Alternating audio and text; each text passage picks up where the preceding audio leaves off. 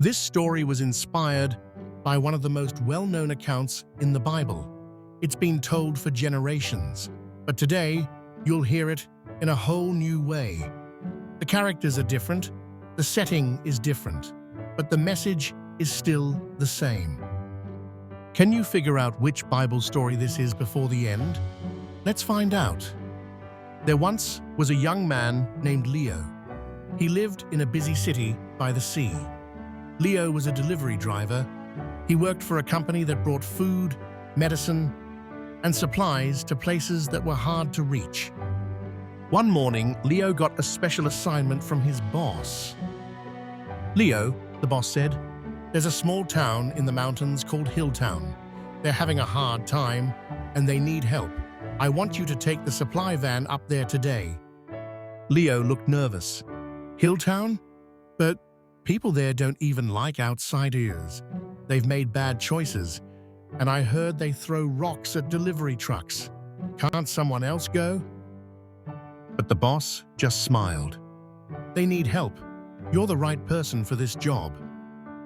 Leo didn't like the idea at all.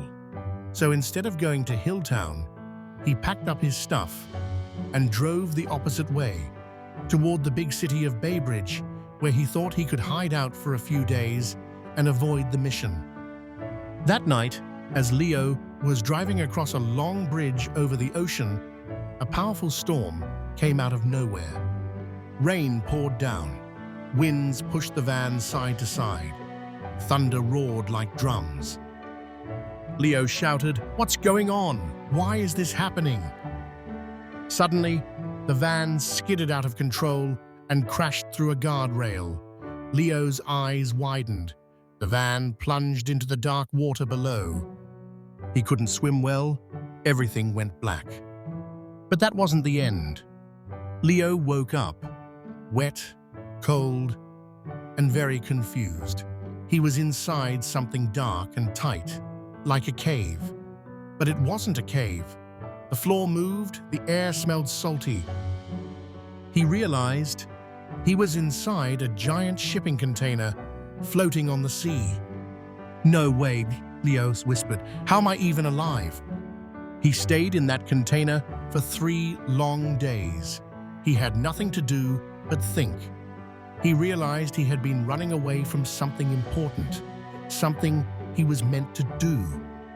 He looked up into the cracks of the metal roof and said, "Okay, I get it now.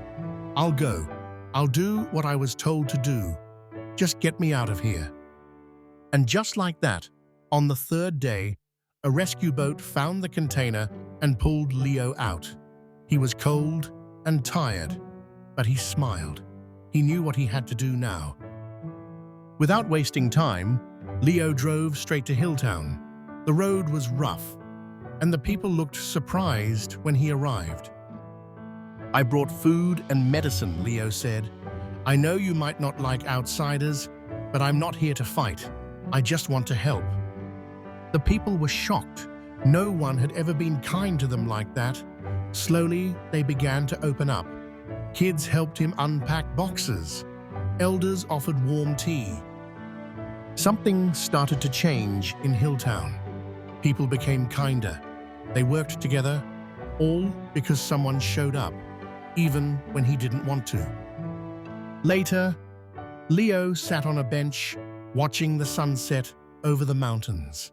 He thought about how he had tried to run away, how he ended up in a dark place, and how everything changed when he decided to stop hiding and do what was right.